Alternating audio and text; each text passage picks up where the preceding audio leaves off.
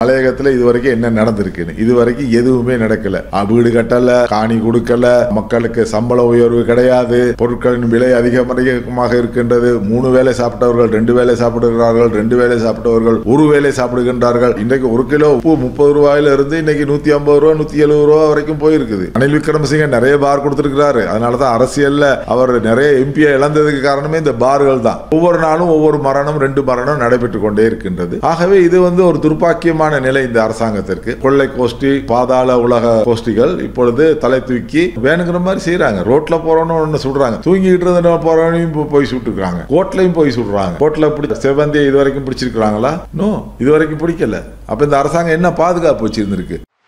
இல்லை, அரசாங்கம் இப்போ 8 மாதங்கள் ஆகின்றன. இன்னும் அப்படி ஒன்றும் கல்வியில் ஒரு பெரிய மறுமலர்ச்சியை ஏற்படுத்துகிற அளவுக்கு இன்னும் அவங்க எதுவுமே செய்யவில்லை. இருந்தாலும் கடந்த காலங்களிலே, நல்லாட்சி காலங்களிலே ரணில் விக்ரமசிங்க தலைமையிலே ஏற்பட்ட கல்வி மாற்றங்கள் இப்பொழுது வருகின்ற ரிசால்ட்ஸுக்கு ஒரு உறுதுணையாக இருக்கின்றது என்று நாங்கள் சொல்லலாம். ஏனென்றால் அந்த காலத்திலே அதிகமான பாடசாலைகள் உருவாக்கப்பட்டது, ஆசிரியர்கள் நியமிக்கப்பட்டது, பல்வேறு பிரச்சனைகள், கல்லூரிகள் ஏற்படுத்தப்பட்டது போன்றவை நல்ல விஷயங்களை செய்திருக்கின்றார்கள் என்பதை நாங்கள் மறக்க முடியாது. அதனுடைய பிரதிபலன் தான் இன்று இந்த கல்வியினுடைய வளர்ச்சி என்று சொல்லலாம். இப்பொழுது அரசாங்கம் எடுத்திருக்க முயற்சி எதிர்காலத்திலே மாற்றங்கள் வருவதற்கான வாய்ப்புகள் இருந்தால் அதை நாங்கள் நிச்சயமாக மறுக்க முடியாது, பாராட்ட வேண்டும். இப்பொழுது கல்வியிலே மறுசீரமைப்பு கொண்டு வருவதற்கான முயற்சியை கல்வி அமைச்சர் அவர்கள் மேற்கொண்டிருக்கின்றார். ஆகவே அந்த முயற்சி பலனளிக்கும் வகையிலே நிச்சயமாக விஷயங்கள் நன்றாக இருந்தால் நாங்கள் வரவேற்கக்கூடிய விஷயங்களாக இருக்கின்றது. நீங்கள் உங்க மீடியா மூலமாகவே சொல்லலாம், மலையகத்தில் இதுவரைக்கும் என்ன நடந்திருக்குன்னு. இதுவரைக்கும் எதுவுமே நடக்கல. வீடு கட்டல, காணி கொடுக்கல, மக்களுக்கு சம்பள உயர்வு கிடையாது, பொருட்களின் விலை அதிகமாக இருக்கின்றது. 3 வேளை சாப்பிட்டவர்கள் 2 வேளை சாப்பிடுகிறார்கள், 2 வேளை சாப்பிட்டவர்கள் 1 வேளை சாப்பிடுகின்றார்கள். பாடசாலையினுடைய இடைவிலைகள், பாடசாலைக்கு மாணவர்களை அனுப்புவது மிக மிக குறைந்து வருகின்றது. ஸோ இதெல்லாம் மலையகத்தினுடைய ஒரு பொருளாதாரம் மிக பாதிப்பான ஒரு நிலையில் இருக்குது என்பதை நாங்கள் மறக்க முடியாது. நிச்சயமாக இன்றைக்கு 1 கிலோ உப்பு 30 ரூபாயில இருந்து இன்னைக்கு 150 ரூபா 170 ரூபா வரைக்கும் போயிருக்குது. தேங்காய் 50 ரூபா 60 ரூபாயிலிருந்து இன்னைக்கு 200 ரூபா வரைக்கும் போயிருக்கின்றது. முட்டை 35 ரூபா வரைக்கும் போயிருக்கின்றது. கோழி இறைச்சி 1300 ரூபா போயிருக்கின்றது. பொழுதுபோக்காக மலையக மக்கள் சாப்பிடுகின்ற வெத்தலை பாக்கு இன்னைக்கு 70 ரூபா ஒரு வெத்தலை கூறு வாங்குறதுன்னா ஒரு வெத்தலை 10 ரூபாய்க்கு போயிருக்கின்றது. ஆகவே இதெல்லாம் மலையக மக்களுடைய அன்றாட வாழ்க்கையிலே தாக்கம் இருக்கின்ற ஒரு சில நிகழ்வுகளாகும். நான் நினைக்கின்றேன் அதே போல சாராயமும் விலை கூடியிருக்குது. அன்றாட பாவிக்கின்ற விஷயங்கள்ல இதெல்லாம் அவங்களுக்கு ஒரு பாதிப்பு, ஒரு என்டர்டைன்மெண்ட் இருக்கணும் தானே அவங்களுக்கும்.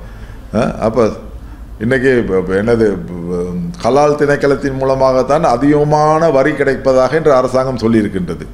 ஆகவே அந்த வரியினுடைய சலுகையை அந்த மக்களுக்கும் கொடுக்கணும் தானே. ஏன் நாங்கள் எல்லா இடத்துலையும் எதிர்த்துக்கிட்டு தான் வரோம். அரசாங்கம் என்ன சொல்லுது, இதனால தான் வருமானம் கூட இருக்குது, எங்களுக்கு அந்த பார்கள் கட்டாயம் தேவைன்னு சொல்கிறாங்க. ஆனால் இதில் ரணில் விக்ரமசிங்க நிறைய பார் கொடுத்துருக்கிறாரு. அதனால தான் அரசியலில் அவர் நிறைய எம்பியை இழந்ததுக்கு காரணமே இந்த பார்கள் தான். ஆகவே நாங்கள் ஒரு நாளும் என்னுடைய பாலிசி பார் எதுக்கிறது, பாரை நான் எங்கேயுமே அனுமதிக்கிறது இல்லை. ஆனால் அதற்காக மலையக மக்களை குடிக்காங்கன்னு சொன்னால் அவங்க குடிக்காமல் இருக்கவும் மாட்டாங்க. அவங்களுக்கு ஒரு சின்ன என்டர்டைன் தான் அது. ஆகவே அதனுடைய விலையை குறைக்கணுங்கிறது எங்களுடைய கட்டாயம். ஏன்னா அரசாங்கத்துக்கு வருமானம் வரணும், அது நாங்கள் ஏற்றுக்கிறோம். ஆனால் அதனுடைய விலையை குறைச்சி கொடுக்கணும். அப்போ இவங்க இந்த கள்ள சாராயம், கசிப்பு, ஹெரோயின், அபீன் இந்த மாதிரி விஷயங்களில் அவங்க போக மாட்டாங்க. ஓரளவு விலையை குறைச்சி கொடுக்கணும். இல்லை, அரசாங்கத்தினுடைய கொள்கை என்ன? அதாவது அரசாங்கத்தினுடைய கொள்கை நாங்கள் எந்த களவாணியோடும் கூட்டு சேர மாட்டோம் என்று சொன்னார்கள். ஹரியா, அப்போ அரசாங்கம் என்ன நினைச்சது, என்பிபியை தவிர அவ்வளோ பேரும் களவாணின்னு சொன்னது. அப்படி சொல்லித்தான் அவங்க ஓட்டு வாங்கினாங்க. இன்னைக்கு என்ன செய்கிறாங்க, இன்னைக்கு அவ்வளோ பேரையும் கூட்டுக்கு அந்த உள்ளூராட்சி சங்க மன்றங்கள் அமைப்பதற்காக எல்லாரையும் கூட்டு சேர்த்துருக்குறாங்க. எந்த கட்சியும் அவங்க விடலை. அவங்களுக்கு வேணும் அந்த மன்றத்திலே, அந்த உள்ளூராட்சி மன்றத்திலே அவர்களுக்கு ஆட்சி வேணும். ஆட்சிக்காக எந்த பேயையும் சேர்த்துக்கொள்வதற்கு அவர்கள் இன்று தயாராக இருக்கின்றார்கள், சேர்த்துக்கொண்டார்கள். ஆகவே இப்போ இதுக்கு பிறகு எப்படி அவங்க களவாணி பிடிக்க போகிறாங்க? சரி, இந்த வாரம் தானே ஆரம்பிச்சிருக்கிறாங்க. இப்போ அரசாங்கம் 8 மாதம் ஆகியும் இன்னும் ஒன்றும் நடக்கலை. இவங்க இப்போ தான் ஒரு மாதம் கூட இல்லை. ஆகவே இதையும் பொறுத்திருந்து தான் பார்க்கணும். பாதுகாப்பு மிக மோசமாக இருக்கின்றது. ஏனென்றால் இன்று அமெரிக்காவை போல் எல்லாரும் துப்பாக்கி வச்சுருக்கிறானுங்க. அநேகமான பேர், அதாவது வசதி உள்ளவங்க எல்லாரும் துப்பாக்கி வச்சுருக்கிறானுங்க. ஒவ்வொரு நாளும் ஒவ்வொரு மரணம் 2 மரணம் நடைபெற்று கொண்டே இருக்கின்றது. ஆகவே இது ஒரு துர்ப்பாக்கியமான நிலை இந்த அரசாங்கத்திற்கு. அந்த அந்த கொள்ளை கோஷ்டி, பாதாள உலக கோஷ்டிகள் இப்பொழுது தலை தூக்கி வேணுங்கிற மாதிரி செய்கிறாங்க. ரோட்டில் போகிறோன்னு ஒன்று சுடுறாங்க, தூங்கிக்கிட்டு இருந்த போகிறவனையும் போய் சுட்டுருக்குறாங்க, கோர்ட்லையும் போய் சுடுறாங்க. கோர்ட்டில் பிடிச்ச சிவந்தியை இது வரைக்கும் பிடிச்சிருக்கிறாங்களா? நோ, இது வரைக்கும் பிடிக்கல. அப்போ இந்த அரசாங்கம் என்ன பாதுகாப்பு வச்சுருந்துருக்கு? என்ன என்ன என்ன மக்களுக்கு என்ன உறுதுணை? சுகாதாரம் மிக மோசமான நிலைமையில் இருக்குது. ஏனென்றால் இன்று ஆஸ்பத்திரிக்கு போனால் குறிப்பிட்ட மருந்துகள் இல்லை, எல்லாம் எழுதி கொடுக்குறாங்க. அரசாங்கத்தில் என்னது இன்றைக்கு நோயும் கூட வந்துருச்சு மனுஷங்களுக்கு.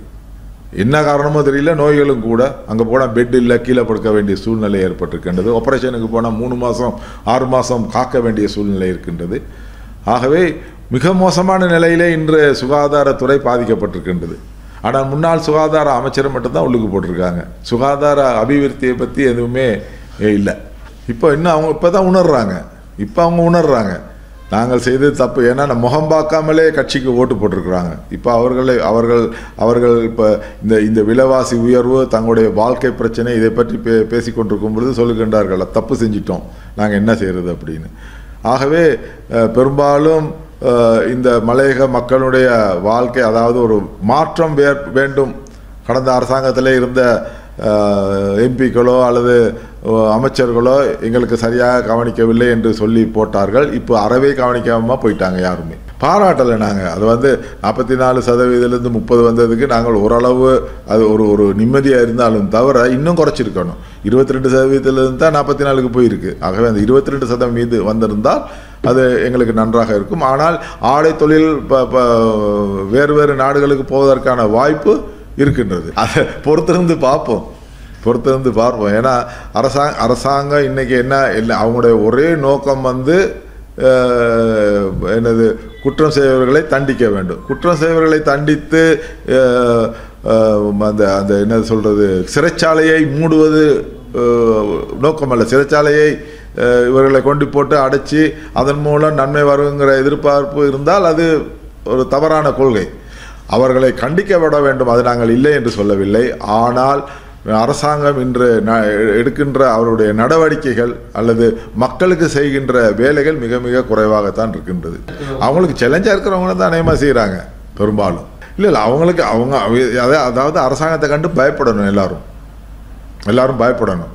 அப்போ அதுக்காக அவங்க சில விஷயங்களை சொல்லிக்கிட்டு இருக்கிறாங்க. விவசாயிகள் மிக மோசமான நிலைமையிலே பாதிக்கப்பட்டிருக்கின்றார்கள். நெல் விவசாயி இன்னைக்கு நெல் உற்பத்தியிலே இல்லை. இன்னைக்கு நாடு நெல் இறக்குமதி செய்ய வேண்டிய நிலை இருக்கின்றது. அதே போல் தேயிலை உற்பத்தி, இன்னைக்கு தேயிலை உற்பத்தியும் மிக மோசமான நிலையிலே போயிருக்கின்றது. அந்த கம்பெனிகளை யாருமே கேட்டுக்கிறது இல்லை. மக்களுக்கு சம்பளமும் இல்லை, தேயிலை உற்பத்தியும் இல்லை. அதே போல் கிழங்கு, வெங்காயம், கொச்சிக்காய் போன்ற ஏனைய பயிர்கள் செய்வர்களுக்கும் மிக மோசமான நிலையிலே பாதிக்கப்பட்டிருக்கின்றது.